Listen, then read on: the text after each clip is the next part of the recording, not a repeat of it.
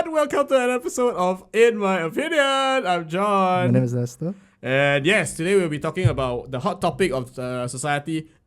Everyone's talking about it. Everyone's thinking about it. Everyone's scared about it. And we're just going to be talking about COVID-19, but more specifically on the subject of what the government has done for the country. Yeah, we actually have done 2 of these videos already. We talked a little bit about when it first started. This whole thing started. It's actually the first video of IMO. Yeah. Then we did another one psychology of fear. Yeah, but this thing is here to stay. It seems to be here to stay. So we're here to talk about it. Yeah, and there's a lot more things to talk about, and everyone has been talking about it. It's a bit weird that now that the US and the UK and the Western countries get it right. I think the Western world is fucked. They're royally screwed. They really are. But the fact that the US can win China in terms of number of cases. I feel win is not a great. America is the greatest country then.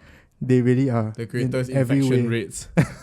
But nowadays we are being bombarded with COVID-19 stuff. Yeah. Probably because the Western media has picked up on it, and most of the time we consume Western media. Correct. So it's not looking good. A lot of negativity around. Yeah. But in that negativity, there's a silver lining. There is which is I would say our government is doing a really, really good job. Yeah, I would say that I'm thankful that our Singapore government and our Singaporean society, we all seem to be doing the right things. Yeah. It may not be right morally, I would say, but right in the sense of trying to get rid of this whole pandemic situation. I think everyone is kind of on the same page. Yeah. For once in this whole pandemic, at the start there was a little bit of a divide, especially with the whole hoarding thing. Yeah. Then suddenly now everyone is okay. I feel that Singaporeans, we have been through this for enough months and weeks, right, to kind of get used to it. We have seen this dance before. Yeah. We know what we need to do. Correct. But the Americans are kind of freaking out right now. Yeah. So firstly, right, I ask you what you do think. Yeah. Do you think that our government has done enough for us as a country during this COVID-19 period? Wow. Okay. I feel they have. I feel given what they can do, right? Yeah. Is they have been doing a lot already. Yeah. So why don't we just give a quick recap on what they have done so far? Yeah. So first of all is the implementing of the social distancing measures. Yes. Closing bars, clubs, which great idea by the way. Yeah, fantastic idea. Wonderful. Those people that go for the farewell party though, I am not so sure, but you do you, what's done is done. Yeah, exactly. But it's a good idea, and I think if you think you really need to club, right, you should probably reevaluate your life right now. Yeah. Yeah, I think it's a good time for you to sit down and there are go there are more things you can spend that money on. Yeah, and all time. Yeah, so I think that's a great idea. Now the 1 meter social distancing in the hawker centers and all that, good idea as well. Malls, you can only have a certain number of people going in. Next apparently has a long queue to go into Next. Yeah, but that has changed if I'm not wrong. I think now they have to space the queue out also. Yeah. Even within the queue they cannot. Yeah, correct. Yeah. So it's quite cool. Then I heard that Ang Mo Kio Hub, one of those major heartland malls, what they do is that they will shutter every single entrance except for one. So human traffic only goes through one entrance, which is crazy. I've not been there but that's what my friend told me. I haven't been out of either my home or my school for a very long time. And that's the responsible thing to do. We live in such strange times, I tell you, it throws me off so much all the time. Yeah. And I think actually in terms of what the government has done, right, it actually started way before that. It started when the very, very first few cases came up, right? Yeah. I feel that straight up our government very quickly rushed it to build up the infrastructure, right? To sort out this whole illness to NCID and all that kind of thing. Yeah. The whole medical infrastructure, right? Firstly was very stable already. Yeah. Secondly, right, they ramped it up the instant the first few cases reached Singapore. It's because they I think we all have been a bit scared of SARS.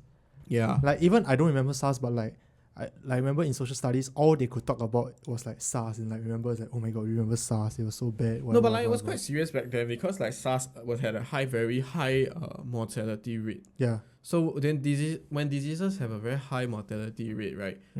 People are scared. People are frightened. You know, I would say that people were more frightened of SARS than of COVID-19 because COVID-19 Singapore, right? As of today, there are only 3 deaths. Yeah, tragic. If this amount of time was given for SARS, right, maybe more than 10 would have died. Because SARS was very serious. It killed the victims very quickly. Correct. So, I mean, you have seen SARS before, so I think Singapore's a little bit more prepared. And the government has been like training for this day. Correct. They have like, right out of the gate, they already said like, hey, we have prepared for this day. I mean, I would say for amongst most countries, right, Singapore has been preparing for pandemics a bit more than most other countries. Like there was a very famous TED talk by Bill Gates back in 2015 that recently resurfaced. Luckily, I'm a TED talk nerd, right? So I've seen that before. I've seen and like I was looking at it, and then like he was referring to like crises like during Spanish flu, and then in the end eventually like Ebola and stuff like that, right? Yeah. So he was saying that like we need to prepare for this emergency, this invisible enemy as the way that they used to prepare for war. And I believe he was addressing an American audience. Yeah. I cannot remember where his speech was being delivered Okay. But like, you know, suddenly I come to realize that we're just lucky to be in a country, right, that actually paid attention to this. Yeah. You know? Yeah. Like they don't assume that life will just go on. They like preparing for this day because they knew that it was going to happen, and they were like, okay, I don't think they knew it was going to happen. And I would say that we are not the most well prepared. We are still lacking, but just less than other people. Okay. Because I think the whole world in general, nobody prepared. I mean, no one is really fully prepared Correct. But like comparably, we are doing a pretty good job, I would like to say. Yeah. And recently, in fact, there's a newspaper article that came out I think in December or November. They said like US is the most well equipped to handle a pandemic. Yeah. Then Singapore is like one of the least. Yeah. I remember in the newspaper. Then recently it resurfaced also. Yeah. That people was like, this That's didn't a age lie. well. That's a lie. This newspaper article did not age well. No, I think the thing about America especially, because I think the United States now has recently been called to attention and stuff like that, right? Yeah. Purely because they are now with the most infection rates, right? The highest infection rates in the world, right? But the issue is, right, they are also the world's number one economy. Yeah. So they are a country with the most resources. The people kind of depend. Yeah, so them. why? Right? Why are they like this? Why? Right? I mean, if the problem is in the leadership, you can't really solve it. I mean, it could be a leadership thing. It could be a thing. I don't know, you know. But like, I feel that like America as a country, in terms of this pandemic, has unfortunately, based on a lay person's point of view from another country, has unfortunately failed its people lah. Yeah. Because like, if every other country, the thing about it is that now America is more or less the second epicenter of this entire disease on top of like Europe. Yeah. You know, Europe is a continent, but you as a country is like more. You know, it's like so crazy in America right now. It is. And I think this is a very clear example of the people, the citizens, right, being failed. Yeah. Yeah. Not that the citizens fail themselves. It's just the government. America has failed its citizens. Which, I mean, I'm very sure once this whole thing blows over, there's going to be huge discussion about it. There will be, but then again, I suspect there won't be. Because the thing about President Trump is that he's very good at swaying the narrative, swaying people's support to him, and I don't know. It's amazing, you know. It's amazing. It's really amazing. I gotta hand it to him. Like how he manages to like twist anything into his favor, and how he managed to like the way he talks when I see it on video. Sometimes you have to play back 2 or 3 times, and then you're just like, wait, what is this guy saying? Yeah, and he says it in so much confidence that makes me think that it's either 1, he doesn't know what he's saying, or 2, he knows what he's saying, but he's just a really, really good speaker. Yeah. And I think it's probably 2 lah. Yeah. I'm not saying anything, but like, do you know who else was a very charismatic speaker? Hitler. Adolf Hitler. But okay, that's another topic for another time. That's right. But basically what we're talking about today, right, is actually to expand a little bit to help people understand about what the government has done for Singapore. Yeah. And then we actually do have a secondary topic that we want to share eventually, which is we realize that especially on social media, there's a lot of sort of like mistrust and then like disgruntled feelings towards the government. Yeah. In fact, it's like in everywhere. Yeah. It's not just COVID, but like recently because there's COVID and like people's life more at stake. Yeah. People are getting more and more like have less and less trust in the government. Yeah. But even before this, it has been like manifesting in quite a number of ways. Yeah. Really. Like CPF, like which is very strange, which I never understood. The problem with CPF? No, the problem with people with the government, because I would think that our government is doing a pretty good job. Right? And like I know a lot of people is gonna not agree with me when I say this, but at the same time I'm like, hey, we're living a pretty good life. We are. But okay, so why don't we go back to recently what the government has been doing, like for like the stimulus package. So Singaporeans will get like a one-off pay based on like your age and your income group and all that. And then you also get, for those people who are retrenched because of COVID, you get $800 a month. I think recently DPM Heng was mentioning about how the new budget, which he calls the resilience budget, is gonna be helping the economy lah. And especially the sectors that are hit the most, which is like aviation industry and stuff like that. And then also like freelance workers. Right, because the thing about it is that our government, as in for our government currently, what's important to them is keeping our citizens employed lah. Because unfortunately, for those of you who are working and those of you who are not, okay, I just let you all know, unfortunately this year it was projected that we will have a recession, and just nice it came together with COVID-19. Like COVID-19 kind of like nudged it into overdrive lah. Yeah, it's like a double whammy. Yeah, it is. It's a double whammy. It's not good. Because like firstly, people expect recession to be like various industry, but suddenly the travel industry crashed. Everything crashed. Basically, the only thing that is still kind of booming is like the gig industry like crashed. Actually, the gig industry is still doing okay. Yeah. I wouldn't say that the gig industry people are doing okay, but the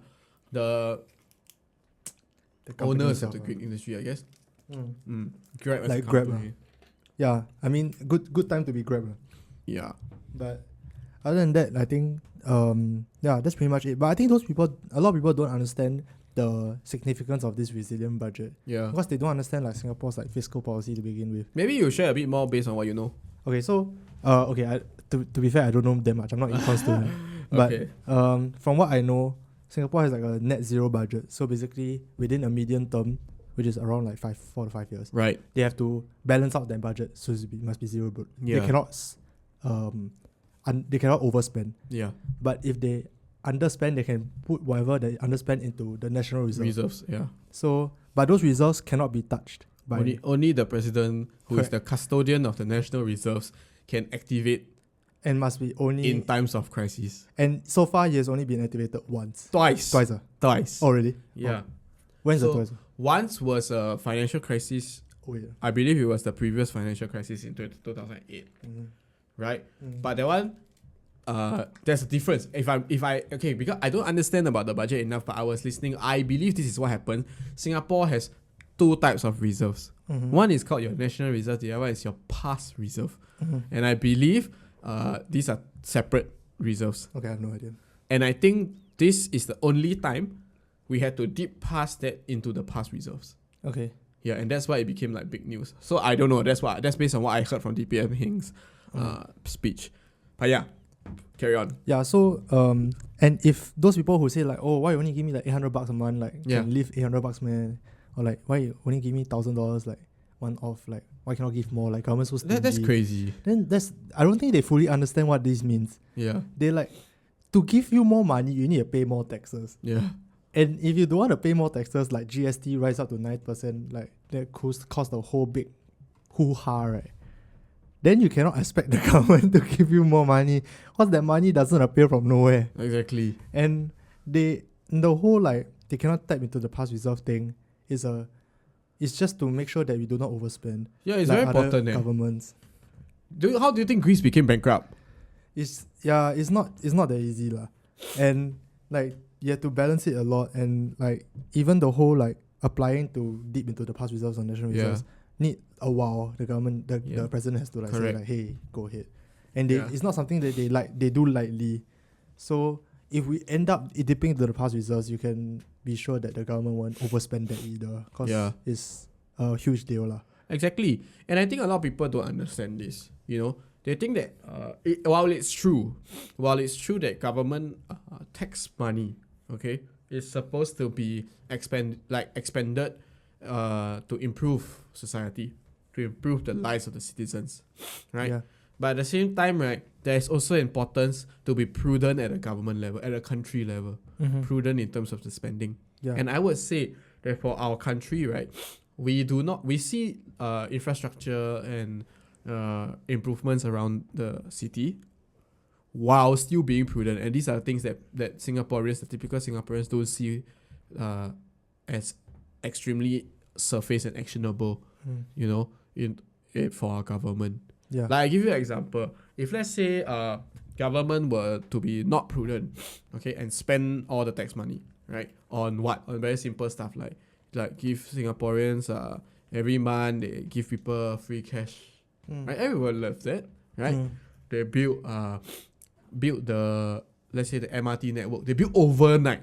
Everyone would love that, Yeah. right? They build roads that are, don't know, instantaneous one. Yeah. Everyone would love that, right? They just keep building the city, keep making the country a great place, right? Everyone would love it. Everyone will be happy, you know? Yeah. In fact, that's what government should be doing, right? They always say, I don't need to spend all the money, don't need CPF, don't need investment, everything, whatever taxpayer money coming in straight away spend, right? Yeah, correct. That's the ideal world situation, right? So spend, finish everything, the country become a fantastic place. Yeah. Then if crisis hit, how? Die. No money. Reserves. Yeah. Right?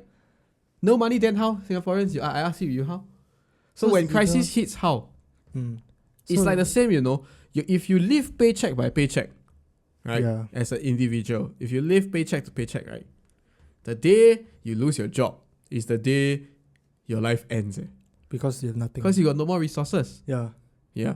So Singapore as a country is the same, right? We cannot live paycheck to paycheck. As much as if we live paycheck to paycheck, right? The whole country will be prosperous, everyone will be happy, but that is provided the whole world stays prosperous. Which doesn't exist. Yeah. The world is not like that. In order to protect yourself, you need to have some kind of savings for all sorts of things. Pandemic is one. Yeah. Secondly, who say nobody will ever invade Singapore? Correct. Where all this money to buy weapons come from? Right? And next is, it could be economic downturns, right? Economic downturns. Governments, right? As a government, I don't know if Singapore, I don't think we've ever really done that except for this time. Governments need to bail out industries in order to keep the country running. You cannot let industry disappear, right? So in the event of less prosperous times and then all this wealth is trickled out to the citizens, who will revitalize the industries? No one. Yeah. No one. Government has to do this, and this is why the government has been saving very prudently. People always say they use it to line the minister's budget. It's true that senior leadership in the country takes a lot of money, but the vast resources, okay, cannot compare to what the ministers draw. And that is where all your money is going. That's where all our money is going, and that's where all our tax-paying money goes to. And I think a lot of short-sighted Singaporeans do not notice this. And there are a lot of other costs that people especially when there's COVID and all that, that we don't see, but it's definitely there. Like healthcare costs are going to increase, no one's business within this period, because suddenly you need so many more resources, you need more equipment, you need more test kits. All the test kits cost money. Yeah, all the things cost money. All the medicine cost money. Correct. And they are providing free treatment, right, for those people with COVID. Yes. So where does the free treatment come from? Correct. Where do you think the research budget and all that kind of thing come from? Is all the money that all the savings and all the money that you as us as taxpayers give.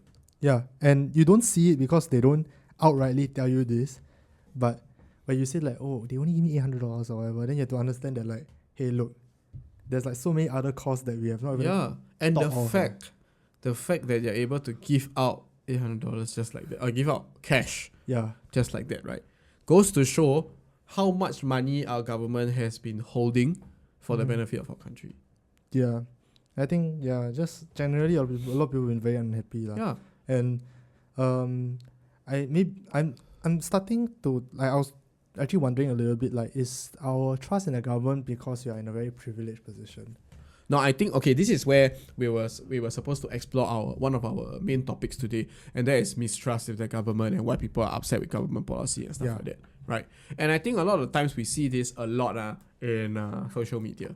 So much so to the point whereby there are actual social media groups, especially on Facebook, like ST comments section, which is purely all the angry people who are just down there, like it's a parody site. Yeah. They just meme all the angry people. The worst part is that these people are real. And yeah, they're crazy. I don't get how they can have, a real person can have these opinions. Yeah.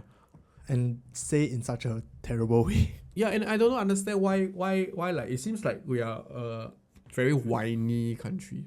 The general public is very whiny. Yeah. You get something, you're not happy. You don't get anything, you're also not happy. So it's like I feel like our government is always trapped in a situation where it's damned if you do and damned if you don't. I mean, yeah, even the whole when they came out with the resilience package and all that, like, people were still very unhappy, like even if they give money and all that. Exactly, and like I don't know if any of y'all watched the resilience, as in like the ministerial address by DPM Heng, right? There was only good news. Yeah. There was only like, there's no like coming out and saying like, sorry, we cannot cope with it, or like, oh no, we don't know. It's just give Singaporeans things. Give. Yeah, exactly. And like, I don't know why, even for something like that, people can be upset. Is it because the government has let them down somewhere? I believe there are some people who believe that, but at the same time, right, if you are so I'm trying to understand. No, this is where I feel that Singaporeans, as much as I don't want to say it, but I feel that a lot of Singaporeans are very bratty. Okay, like they received, if they really were so transactional with the government, right? Yeah. If we were a logical bunch who was very transactional with the government, government give thing, we just take and shut up, can already what? Yeah. Right? If you're so smart and transactional, if you think you know what you're doing, government give you things, take and shut up. Yeah. Correct. Right? Just take. People give you feeling, take it because you don't care. Yeah, exactly. Right? But the problem is, you got so many opinions. You want to take, oh, I want more. I don't want to take, oh, government bully me. This is the definition of bratty. This is what happens when your newborn children are the very young one, like before go primary school, right? You get that ice cream, right? Then they complain why it's not chocolate flavor. Then you never give them, then they say you bad parent.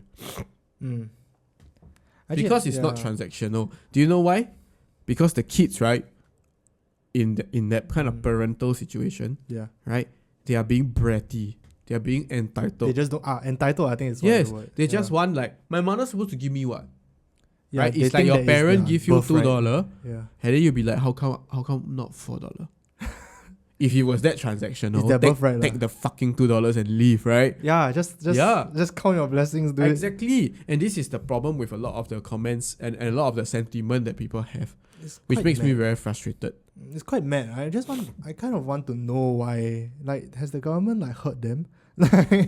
I don't know. They sound like they just went through a breakup with the government and then they're very upset and they feel like they can never trust them ever again. I don't know why there is this, but I feel that like, okay, so one of the things that like I was reading up on, right? And actually I was thinking of consulting one of your professors about, which is this thing called the Dunning-Kruger effect. Okay. The Dunning-Kruger effect is a effect in psychology. Look at me teaching the psych student about psychology. I've never heard of this before. You've never heard of it before? Never. Okay, the Dunning-Kruger effect says that, right, it's a very, very strange phenomenon that is witnessed in people, that people with very little knowledge about a subject, right, think they are experts.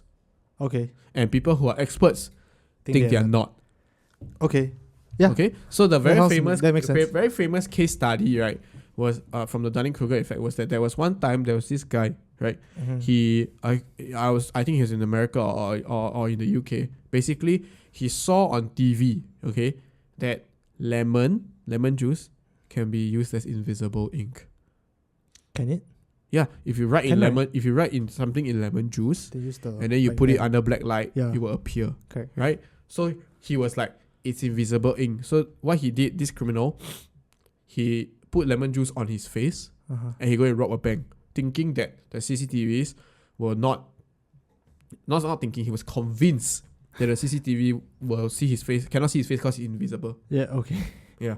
Okay. So this was the very famous case study from the Dunning-Kruger effect, which explains that like people who know very little, right, always try to say that they know a lot. They wouldn't. Okay, get it. People are not just people. The less people know about something, the more they don't even know what they don't know, and that's why they will comment. They will have a lot of comments. I think the more so like, look at me talking about this thing, right? So I'm probably somebody who is heavily influenced by the Dunning-Kruger effect, but I'm just relaying what I know, lah. Okay, I don't want to make the assumption. I always like to use this example to sort of like check yourself before you wreck yourself, kind, right? Yeah. But the thing is, okay, and I feel in social media, because everybody has an equal voice on social media, because anyone can post, right? Yeah. This Dunning-Kruger effect, right, is on full display in these kind of situations. It's not a mistrust for the government. It's not necessarily a mistrust thing. They just think that they know more. They think they know better. Oh, okay, that makes sense. They think they know better than the government. They think that why you never do this? Because like, if it was me, I would do it. What? That never is the case. I don't get it. Maybe these people never been in leadership positions before to understand that there's some like decisions that are just really, really difficult to make. Exactly, and I think a lot of people forget that, right? What politicians say, right? Yeah. Politicians deliver policy, deliver news in a way that the general public can understand. Yeah. They don't need to go into the nitty-gritty details of how governance is done and how behind the scenes these are things that need to happen. Yeah, correct. Right? And people don't understand that. In fact, when an opposition member, or like, let's say, we don't talk about Singapore, all countries in the world, when an opposition member says something that has popular appeal, right? That's it there. Yeah, people be like, oh my god, yeah, that's true. When they don't know that behind the scenes there are so many other things that could potentially, right, wreck a lot more things. But to be and the things that as a leader, right, I think a mark of a good leader is really if you can lead a team without them having to worry about what goes on behind your scenes. Yeah, exactly. And I feel that like a good leadership, or rather, I personally feel good governance. Yeah. Okay, effective governance in a country is governance in a country, right, that the citizens take for granted. And I think I've said this example so many times everywhere, on this show, in TSL, everywhere, anyone who has spoken to me. The mere fact that we live in a country that we know that the sick person is 100% at NCID and in hospital. Because we take for granted that the ambulance will definitely be there.